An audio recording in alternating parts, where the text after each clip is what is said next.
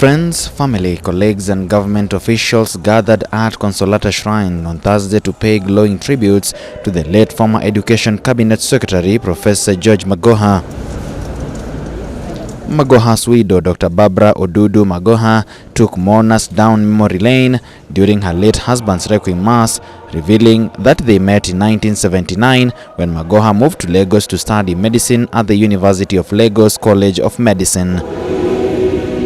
In the process, narrating the last moments on earth of the late professor, the most horrifying 2 hours of her life.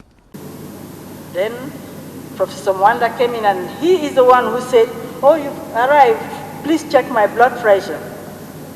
As the blood pressure was being checked, he had the second attack and we were rushed down there. And I think it must have been one of the most stressful things for my son when he had the third attack, knowing the implications of having a third attack. And when he finally had the fourth one, he passed, and all this happened within 2 hours. Just like a surgeon operates, finish, it's over. Their son, Dr. Michael Magoha, struggled to hold back tears as he narrated his relationship with his father and how it was a difficult task condensing his whole life with his father into 15 minutes of memory. What it meant to be his son. A couple of things people don't realize. All through my life, if I ever needed my dad, don't worry, I'm okay. He would want me to do this alone. He was available. It didn't matter if he was a surgeon, if he was a cabinet secretary, and that's because he believed in family, and it was always the same. One phone call, if he can talk, he talks immediately. If he can't talk, immediately he finishes, he would come to me. And that's for 38 years of my life.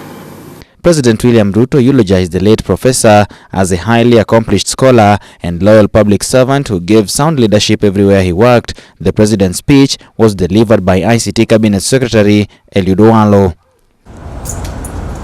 On his part, CS Owalo described Magoha as a strict professor who did not entertain mediocrity.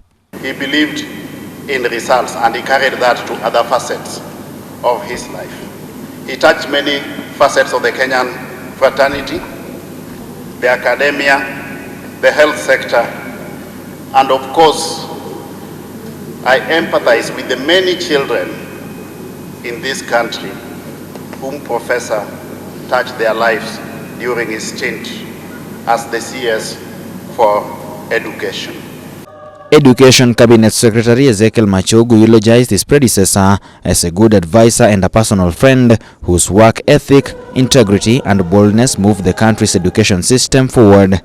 Then on the 27th of October, as I was taking over from him, Magoha, I confirmed that indeed Mzee was a true Christian because he had a rosary, one that he used to carry everywhere that he went, and also another one that he kept in the office. He told me the challenges in the Ministry of Education you can only overcome once Jesus, the blood of Jesus, surrounds this office, and once the Father in heaven will be able to hold you by the hand. Some of his former colleagues in all the cadres and positions that the late professor served in remembered him as a steadfast leader, a gentle soul behind the no-nonsense face. All of you who have spoken about how Professor always tried or endeavored to be a dignified man, to lead with honor and to lead with integrity. The other thing that he taught us is to always be dependable and trustworthy. And as for my colleagues, Dr. Barbara, I hope you have found us trustworthy and dependable because that is what Professor would have expected us to do. Magoha died on the 24th of January 2023 at the Nairobi hospital after suffering a cardiac arrest. He will be buried at his rural home in Yala, Siaya County.